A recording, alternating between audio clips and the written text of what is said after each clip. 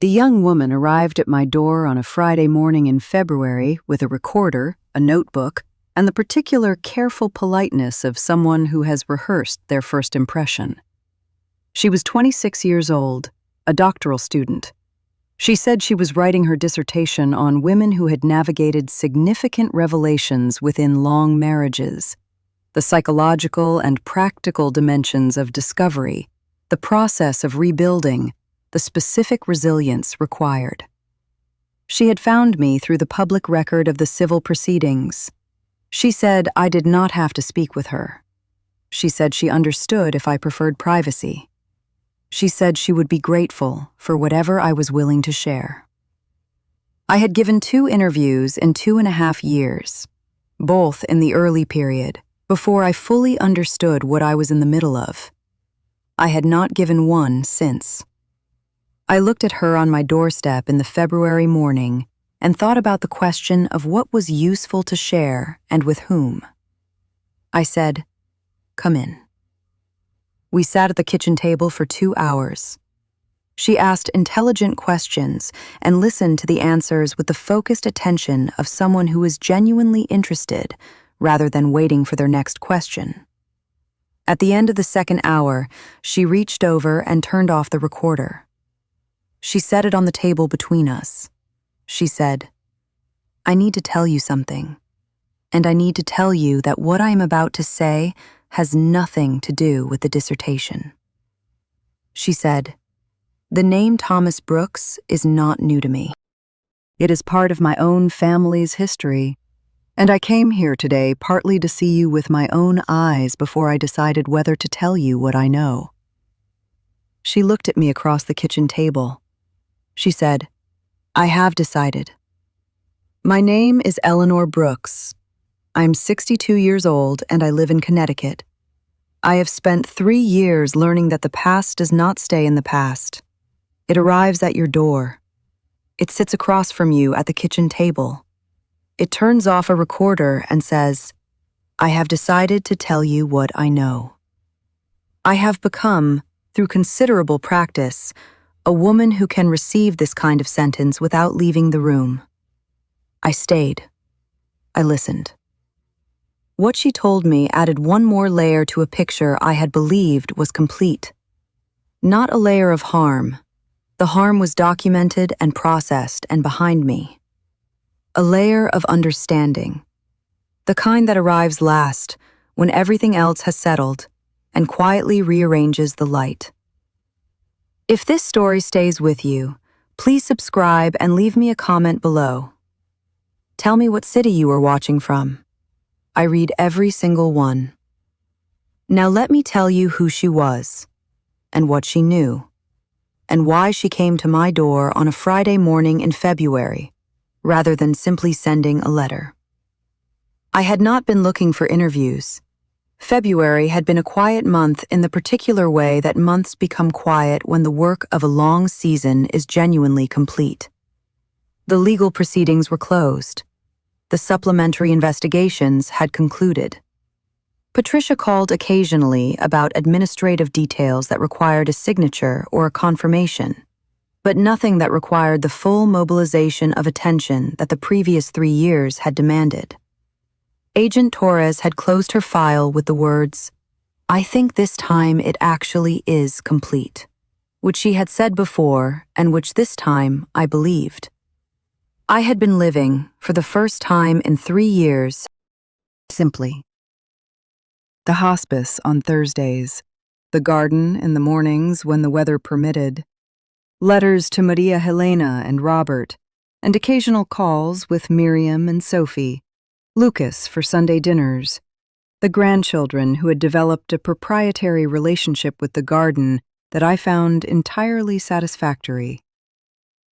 I had been reading again, not the focused reading of someone researching a problem, but the undirected reading of someone who has time and inclination and no particular destination. I had forgotten what that felt like. I was remembering. When the email arrived in late January, I had read it twice before responding. Her name was Clara Webb, doctoral candidate, psychology department, a university in Massachusetts. Her dissertation was titled, and she had included the full title in the email, which suggested either thoroughness or an attempt to establish credibility through specificity, "The Architecture of Discovery: Psychological Resilience in Women Who Have Navigated Significant Revelations Within Long-Term Marriages." She had found my name through the public record of the civil proceedings. She said she was contacting 6 women in similar situations, and that participation was entirely voluntary, and that all identifying information would be anonymized in the final dissertation. She wrote carefully. The email had the quality of something that had been written and revised several times, each sentence doing exactly the work it needed to do and no more. I had almost declined. Not from reluctance to speak about what had happened. I had been speaking about it in various forms and forums for 3 years, but from a mild tiredness with the framing of it. The architecture of discovery, the psychological resilience, the academic language that organized a human experience into a structure that made it more manageable to study and less recognizable as the thing it actually was. I had decided to agree for one reason. She had written, at the end of the email, a sentence that was different in register from the rest, less formal, more direct. She had written, "I ask because I believe the people who have lived through things like this have more to teach than the people who study them, and I want to be taught." That sentence had the quality of something true rather than strategic. I had written back and said yes. She arrived on the first Friday of February at 10 in the morning, younger than I had imagined from the email, 26, as she had mentioned in her introductory message, but 26 in the way of someone who reads as younger than their age, which I associated with people who had not yet had the specific experiences that add visible weight. Dark hair, careful clothes, the kind of careful that comes from wanting to be taken seriously rather than from vanity. A recorder that she placed on the table with a small gesture toward it. "Is this all right?" I said, "Yes." She had good questions. Not the questions of someone who had read the public record and was filling in gaps. The questions of someone who had thought carefully about what was not in the public record. The interior experience, the specific texture of the days when significant things were discovered, the way time changes when you are in the middle of something enormous. She asked about the quality of attention required, about what it cost, about whether there were things that had made it easier that she would not have anticipated. I answered honestly. I found, as the 2 hours passed, that I was saying things I had not said in exactly those words before. Not because the thoughts were new, but because her questions organized them differently. She had a gift for questions that produced the true version of an answer, rather than the polished one. At the end of the second hour, she reached over and turned off the recorder. She did it with the same small gesture she had used to place it on the table. Not dramatic, not performed. Simply deliberate. She said it between us. She said, "I need to tell you something that has nothing to do with the dissertation." I looked at her across the kitchen table. I said, "All right." She said, "I want to say first that everything I recorded is genuine. The dissertation is real. The research is real. I am not here under false pretenses. I came as a researcher, and I stayed as a researcher for the full 2 hours." She paused. She said, "But I also came for another reason, and I need to be honest with you about that reason now that the research portion is complete." I said, "Tell me." She said, "The name Thomas Brooks is not a name I encountered for the first time when I found you in the public record. It is a name I grew up knowing, in a specific and particular way that I did not fully understand until I was old enough to understand it, and that I have been thinking about ever since." She looked at the table for a moment. Then she looked at me. She said, "My grandmother's name was Ruth Webb. She lived in Providence, Rhode Island. She died 4 years ago. She was, for a significant period of her adult life, in a relationship with a man she knew as David." The kitchen reorganized itself quietly around that sentence. Ruth Calloway had been one of Thomas's women. She had been in Providence. Thomas had used the name David with her. But Ruth Calloway's married name had been Calloway, not Webb. I said, "Ruth Webb." She said, "She married twice. Webb was her first married name. She was Ruth Webb for approximately 12 years before the divorce. She became Ruth Calloway in her second marriage.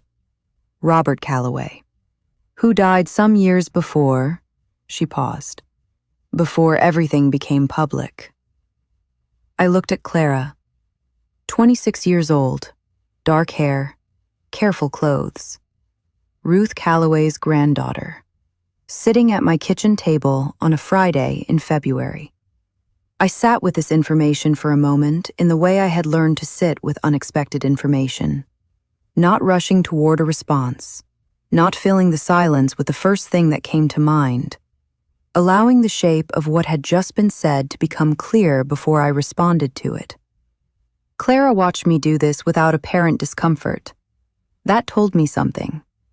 A person who had come with bad intent would have been uncomfortable with the silence, would have filled it, or watched it nervously, or read it as hostility and responded to the hostility. Clara sat with the silence the way she had sat with everything in the 2 hours before it, with the particular patience of someone who understands that the best things people say often come after a pause, rather than instead of one. I said, "You grew up knowing Ruth." She said, "She was my grandmother. Not biologically. My mother's mother died when my mother was young. Ruth was my grandfather Robert's second wife. She came into our family when I was 6 years old and was part of my life until she died when I was 22. She said, she was the person in my family I was closest to." I said, "I knew Ruth. She is part of my life. Was. We were close in the particular way of two people connected through a difficult shared history who chose to make something better of that connection." Clara said, "I know. She told me about you." I looked at her. She said, "Not everything." Ruth was not a woman who told everything, but she told me in the last years of her life that she had found something she had not expected to find in the aftermath of a very painful period. She said she had found a friendship with a woman who had every reason not to befriend her and who had befriended her anyway. She said it was one of the better things that had happened to her. She said, "She described you as someone who chose to build rather than to burn." She said that was rare. She said she admired it and was grateful for it, and that she thought about it often. I was quiet for a moment. Ruth had died before I could tell her what that friendship had meant to me. We had grown close over the years of the proceedings, careful, gradual, the specific closeness of two people who approach each other thoughtfully rather than with the uncomplicated ease of people who have no reason for caution. She had come to Connecticut twice. I had driven to Providence once. We had talked on the phone in the particular way of friends who do not need frequency to maintain depth.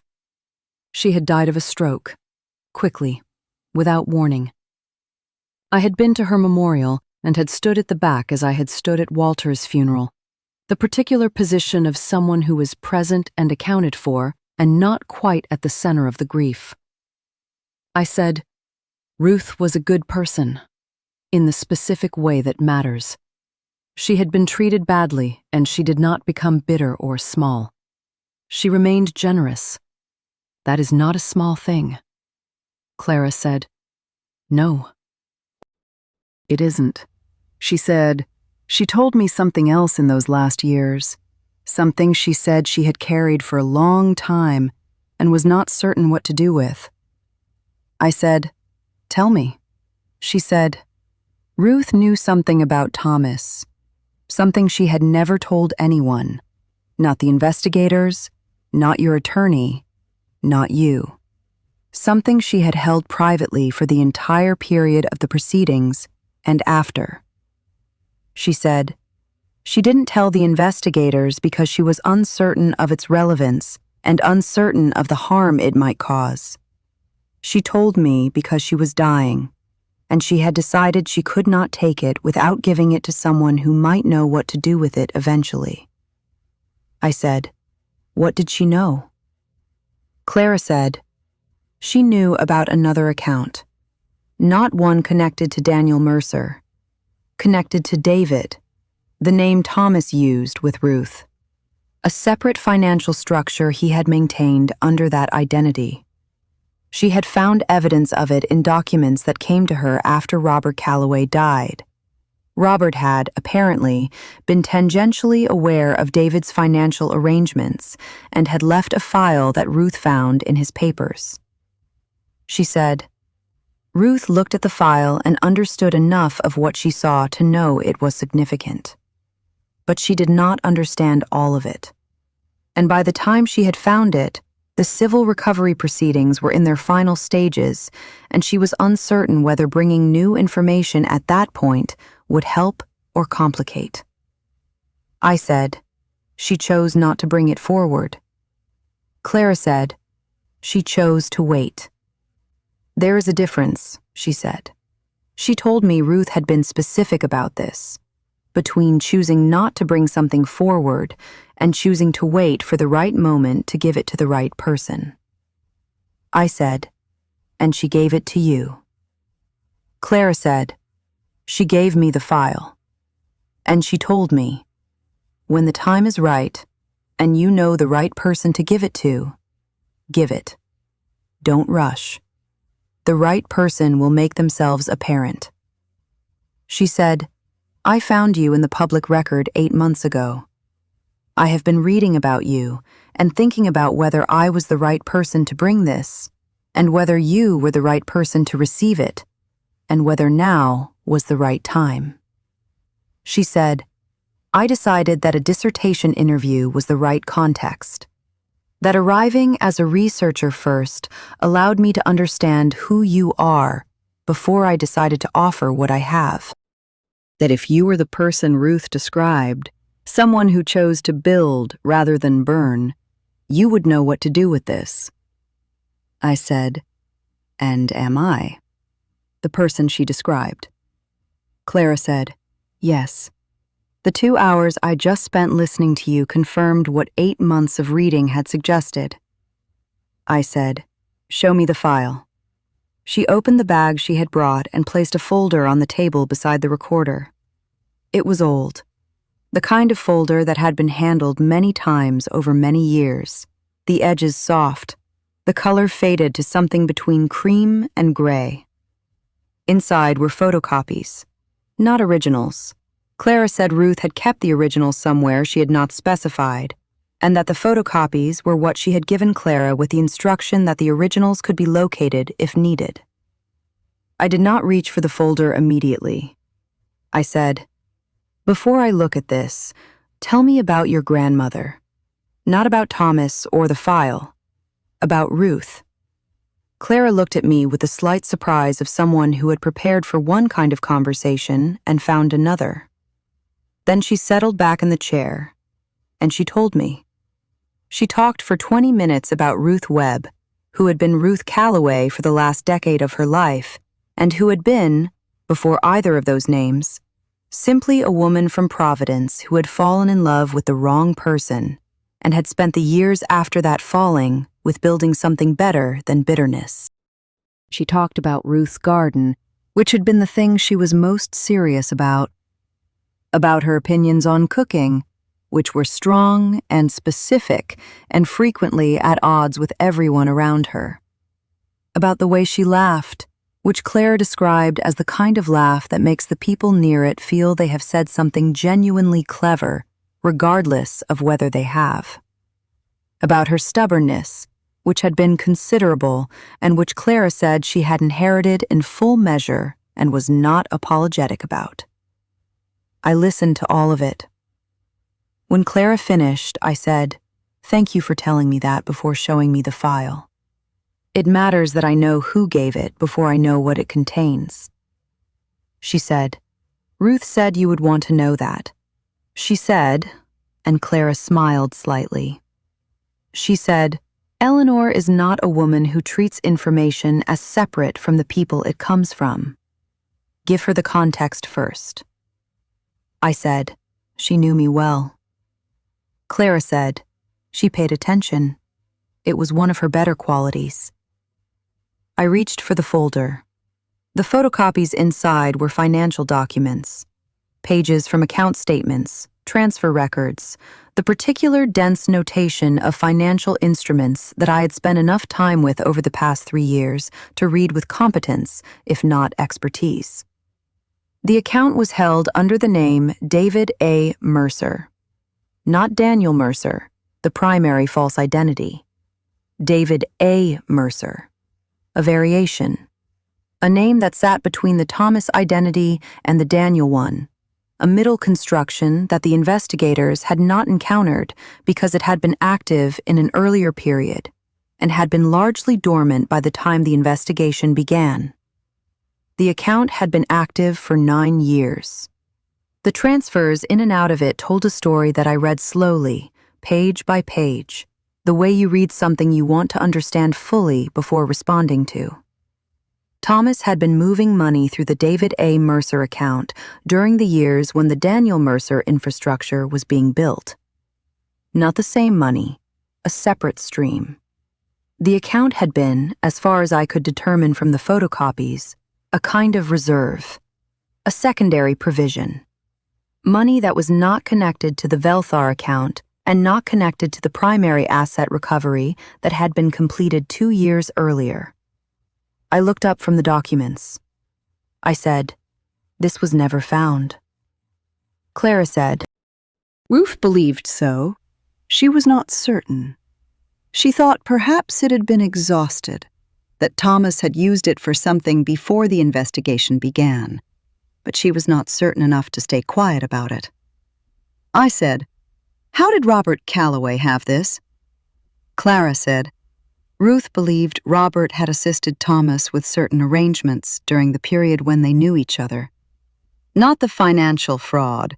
She was clear that Robert had not been involved in the larger structure, but certain smaller logistical arrangements that had put Robert in proximity to documents he should not have had, and which he had apparently kept."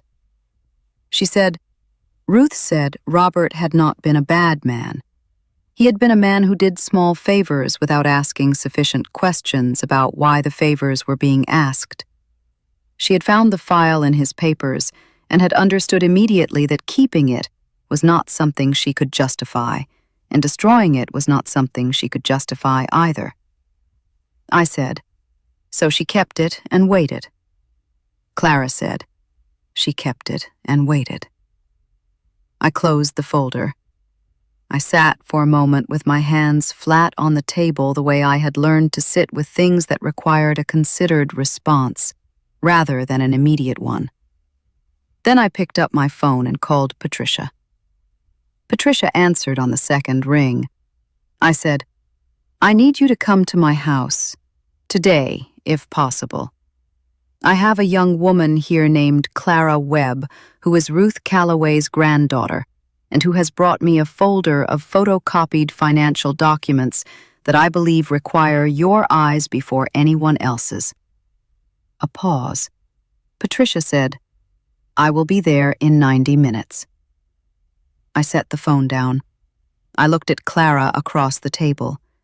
She was watching me with the focused calm of someone who has done what they came to do, and is now in the position of waiting to see what it produces. I said, "Patricia is my attorney. She has been with me for 3 years. She is the right person to assess what you have brought." Clara said, "I know who she is. Ruth mentioned her." I said, "Ruth mentioned Patricia." Clara said. Ruth said, and she paused, reproducing the exact words the way she had reproduced Ruth's descriptions of me. She said, Eleanor has a good attorney and a better instinct, and between the two of them, they find everything eventually. I thought, if I give this to Eleanor, she will know what to do. I looked at the folder on the kitchen table. Ruth Calloway, dead 4 years, had trusted her granddaughter to bring the right thing to the right person at the right time. She had chosen a doctoral student writing a dissertation on resilience in women who had navigated discovery. She had chosen a Friday morning in February. She had chosen, with the characteristic precision of a woman who paid attention, correctly. Patricia arrived in 87 minutes. Not 90, 87. I had noted the time she called back to confirm she was on her way, and the time the car appeared in the driveway, and the 7 minutes were accounted for by the February traffic on the route she always took from her office. Patricia did not waste time when time was not warranted. She came in, shook Clara's hand with the focused assessment of a woman who forms accurate first impressions quickly and acts on them, sat at the kitchen table, and picked up the folder. She read for 20 minutes without speaking. Clara and I sat across from each other and did not fill the silence. Clara had a quality I had noticed during the 2 hours of the interview and which I appreciated more now. She understood when a room required quiet, and she provided it without effort. Patricia set the folder down. She said, David A. Mercer. This identity was not in the documentation recovered from the storage unit or from the financial investigation. I said, no. She said, the account was active for 9 years and largely dormant in the final 2 before Thomas died. I said, that is my reading of it. She said, if it was dormant, it was either exhausted or hidden. Given that the primary recovery was comprehensive, I would lean toward hidden. She looked at Clara. She said, your grandmother found this in Robert Calloway's papers. Clara said, yes, after he died. She believed he had held documents connected to Thomas's arrangements without fully understanding their significance. She described it as a small favor that left a large residue. Patricia said, and she chose not to bring it forward during the proceedings. Clara said, she chose to wait for the right time and the right person. I am aware that those are not the same thing as choosing not to bring it forward. She was specific about the distinction. Patricia looked at her for a moment. Then she said, you sound like her.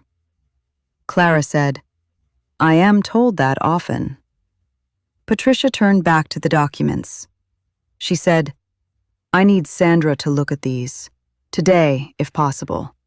The account number, the routing information, the transfer records. If the account still exists in any form, Sandra will find it. If the money was moved, it left a trail, and Sandra follows trails. She looked at me. She said, Eleanor, this may produce something, or it may produce nothing. I want to be clear about both possibilities before we invest the expectation. The account may have been emptied in a way that is beyond recovery. The money may be genuinely gone. But the account itself, the structure, that is worth finding regardless of whether there is anything left in it. I said, I know. Find it first. We will deal with what it contains when we know what that is. Sandra arrived 2 hours later.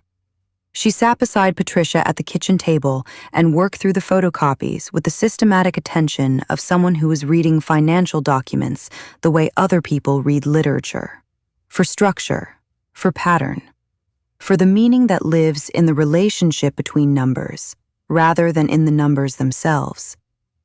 Clara sat in the armchair by the window with a book she had produced from her bag. Not performing casualness, genuinely reading, in the way of someone who has learned to be useful by staying out of the way when the useful thing is to stay out of the way. I made tea. The February afternoon moved through the kitchen window. At 4 o'clock, Sandra looked up. She said, "The account exists." The kitchen was very still. She said, "Dormant, but not closed. The structure is intact. There are residual funds, not substantial, a fraction of what passed through it during the active years, but present. The account has been sitting untouched for 3 years." She said, "It is registered under David A. Mercer at a financial institution in a jurisdiction that was not part of the original investigation because nothing in the primary documentation pointed to it. It was designed to be invisible to someone who did not know to look for it." I said, "Ruth knew to look for it." Sandra said, "Ruth had the account number. Without that, we would not have found it. With it," she paused, "with it, we find it in 3 hours." Patricia said, "The legal dimensions of accessing the account will require careful handling. The David A. Mercer identity is connected to Thomas's documented fraud. The civil recovery order covers assets connected to that fraud. Whether this account falls under the existing order or requires a supplementary filing is something I need to assess with the court." She said, "It will take time, but it is findable and it is recoverable." She looked at Clara. She said, "Your grandmother kept this for 4 years after the primary proceedings concluded. She could have brought it forward during the investigation, and she chose not to. I would like to understand that decision better if you are willing to discuss it." Clara said, "She told me she had not been certain the investigation was complete when she found the documents. She waited to see what emerged. When the Velthar account was recovered and the supplementary investigations concluded, she read everything she could find about the final state of the case. And she decided that what she had was not a gap in the recovery, but a different layer of it, something that had been set aside from the main structure deliberately, something Thomas had kept separate for reasons she didn't fully understand. She said, she thought, and I am reproducing her words as closely as I can. She thought that something kept that carefully separate from everything else was probably kept that way for a reason, and that the reason might matter as much as the money." Patricia and I looked at each other. I said, "What did she mean by the reason?" Clara opened her book to a page she had marked and removed a piece of paper, folded once. She placed it on the table. She said, "This was in the folder with the financial documents. Ruth's handwriting. She wrote it the week before she died. She told me to give it with the folder." I reached for it.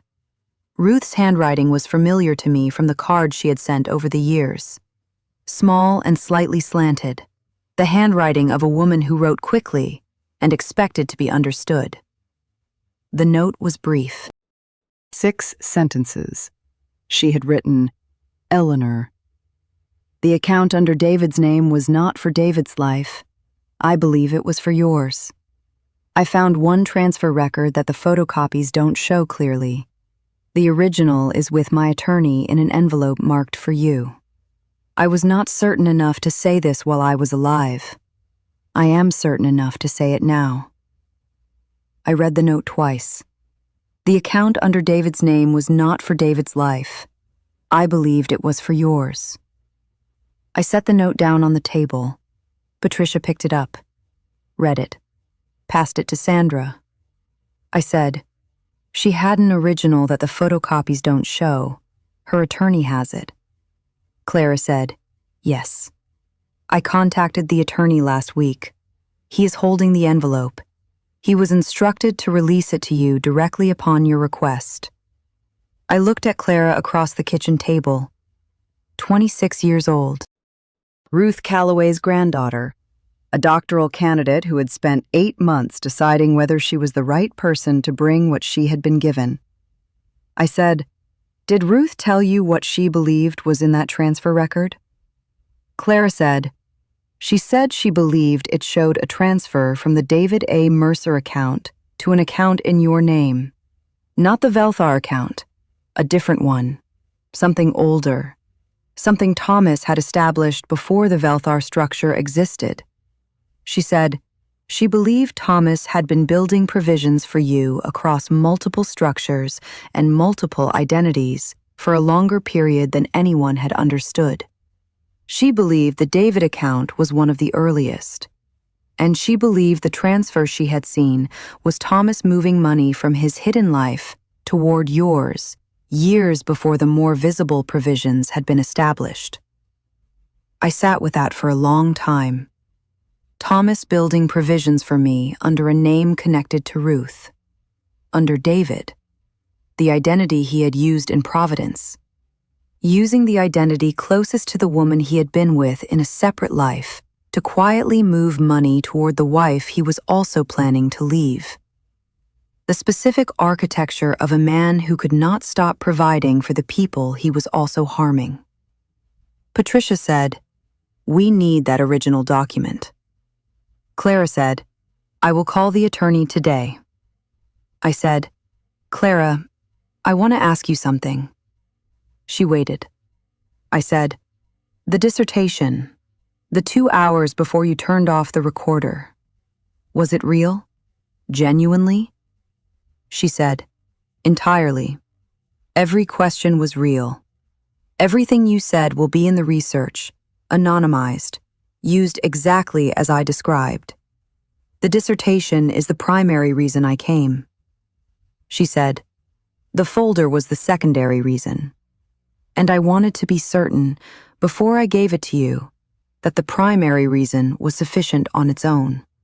That I was not here only to deliver the folder, but genuinely here to do the research." She said, "I needed to sit across from you for 2 hours and understand who you are. Ruth described you.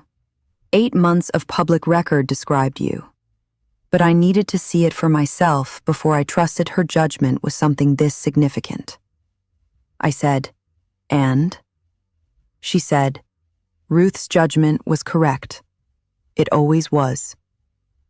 I looked at the folder on the table, at the note in Ruth's handwriting, at the recorder that had been turned off, and then the truth had begun.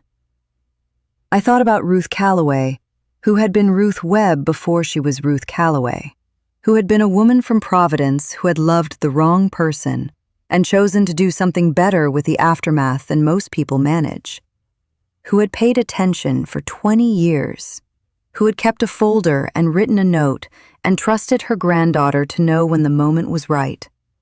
She had known me well enough to know that I would want the complete picture. She had known me well enough to trust me with the final piece of it. Ruth's attorney released the envelope the following week. His name was Bernard Cho, a quiet man in his 60s who had handled Ruth's affairs for the last decade of her life, and who had held the envelope with the particular patient faithfulness that good attorneys bring to instructions they have been given to carry out at a specific time. He had known what was in it. He had waited for the right person to come for it. Patricia collected it in person. She called me from the parking lot of his office. The parking lot calls had become a motif of our 3 years together, the specific location where significant things were processed before being delivered. I had come to think of parking lots as the antechambers of important information. She said, "The original document is a transfer record, dated 14 years ago. A transfer from the David A. Mercer account to an account held under the name Eleanor Ann Crawford. Crawford. My birth name. My name before I became Eleanor Brooks." She said, "The account under your birth name was established 16 years ago, 2 years before the transfer. Thomas established it before the David A. Mercer account made its first deposit into it." I said, 16 years ago. She said, "Yes, Eleanor, he was building this for a very long time. Longer than we understood. The Velthar account was the final and largest provision. The David A. Mercer transfer was an earlier one. There may have been others we have not found and may never find. But this one Ruth kept, and it establishes a pattern that goes back further than the investigation ever reached." I said, "The Eleanor Ann Crawford account. Does it still exist?" She said, "Sandra is working on that now. The account is old enough that it may have been closed or transferred or moved through several structures. But the original establishment is documented, and the transfer is documented, and that is a thread we can follow. Sandra followed it for 10 days.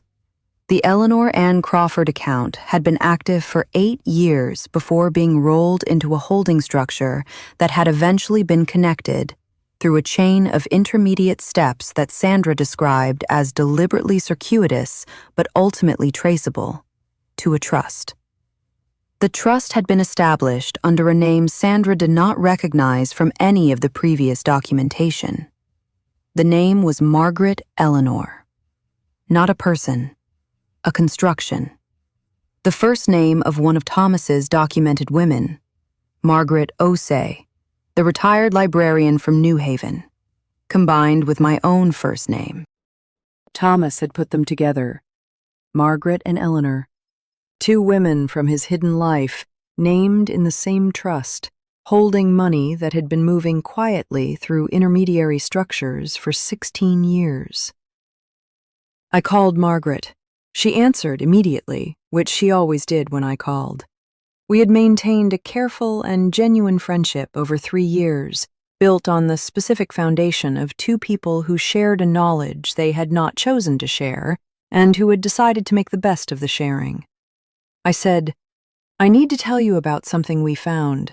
Your name is in it. So is mine." She was quiet for a moment. She said, "Together." I said, "Together." She said, "That is very Thomas."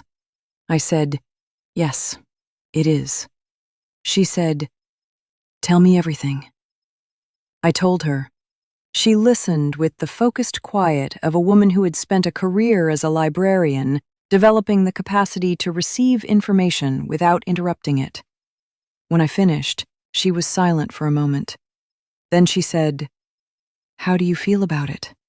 I said, "I have been sitting with that question.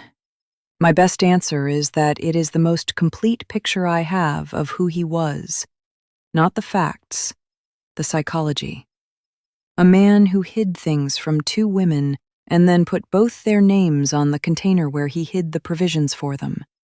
As though the names together made the thing more legitimate, more whole." She said, "Or as though he needed both of us to be present, even in the structures he built in secret." I said, "Yes, that is perhaps closer." She said, "What happens now with the money?" Patricia had assessed this question over the same 10 days Sandra had been tracing the account. The trust structure connected to the Eleanor Ann Crawford account was, like the Velthar account before it, recoverable under the civil recovery order. The chain of evidence was clear. The connection to Thomas's documented fraud was established. The process would take months. It always took months, but the outcome was not in doubt. Patricia had also assessed the question of Margaret's connection to the trust.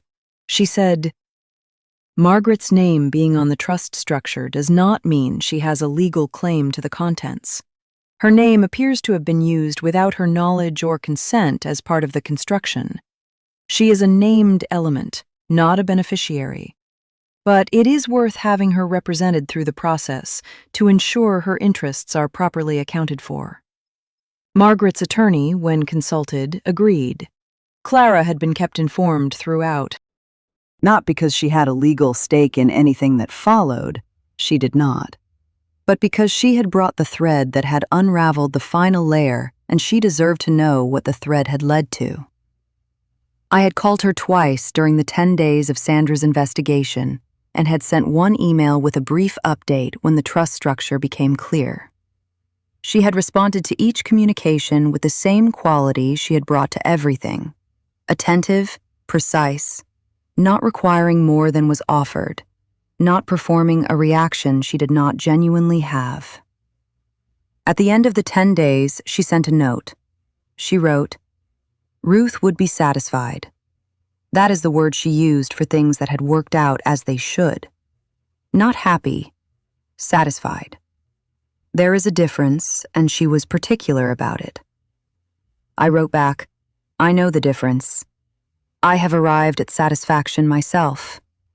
It took longer than happiness, and it is considerably more durable." She wrote back, "That is going in the dissertation." I wrote back, "I expected it would." The dissertation defense was 4 months later. Clara invited me. Not to attend, she said the committee room was small and the process was not designed for audience, and that she was not certain she wanted me in the room during the examination. But she invited me to the dinner afterward, which her advisor hosted at a restaurant in Cambridge, and which was attended by the committee members and Clara's family and a handful of friends. I drove up on a Friday evening in June. I sat across from Clara's advisor, who was a woman in her 50s, with the particular contained energy of someone who has spent decades thinking carefully about the same set of questions and has not yet stopped finding them interesting. She asked me questions about the experience of being a research subject that were more interesting than most of the questions I had been asked over 3 years. I asked her about the dissertation. She said, "It is the best work I have supervised in 20 years. Not because of the data is good but not exceptional, because of the quality of attention she brings to what the data means. She pays attention the way her grandmother paid attention." I said, "You knew Ruth?" She said, "Ruth Webb was my graduate advisor 30 years ago. She is the reason I went into this field. She was the most attentive person I have ever known." I looked across the restaurant at Clara, who was laughing at something her mother had said with the full, unguarded laugh she had described as inherited. 3 generations of women who paid attention. Ruth, who had paid attention for 20 years and kept a folder in her papers. The advisor who had learned attention from Ruth and had taught it to Clara. Clara, who had paid attention for 8 months before walking up my driveway on a Friday morning in February. I raised my glass in the general direction of all 3 of them. It is July. The garden is fully committed. 3 summers in this house and the garden has become entirely itself. Not what I planted exactly, but what the combination of what I planted and what arrived on its own and what the soil preferred has produced. It is better than my plan. Gardens generally are. Clara sent the finished dissertation last week. A physical copy, bound, with a note tucked inside the front cover. She wrote, "Thank you for the 2 hours before I turned off the recorder, and for the months after. Ruth was right about you. She was right about most things." I wrote back, "She was. I am still finding evidence of it." The financial process is ongoing. These things always take longer than they should, and Patricia has taught me, over 3 years, to find the patience for that rather than fighting it. The trust structure is being unwound carefully and legally, and when it is complete, the recovery will add the final chapter to a financial picture that began in a storage unit 3 years ago, with a suitcase and a false passport. Margaret called last week. She said, "I keep thinking about our names on the same document, together, in something he built in secret." I said, "I know." She said, "I have decided to find it more interesting than disturbing. A man who could not put the pieces of his life together honestly found a way to put the names together in the architecture he built. It is," she paused, It is the most truthful thing he ever did, in a way, even if he could not say it directly. I said, "That is a very generous reading." She said, "I am a librarian. We are trained to find the most useful interpretation of a complicated text." I laughed. It was a genuine laugh, the kind that arrives unexpectedly from an unexpected direction and is better for being unexpected.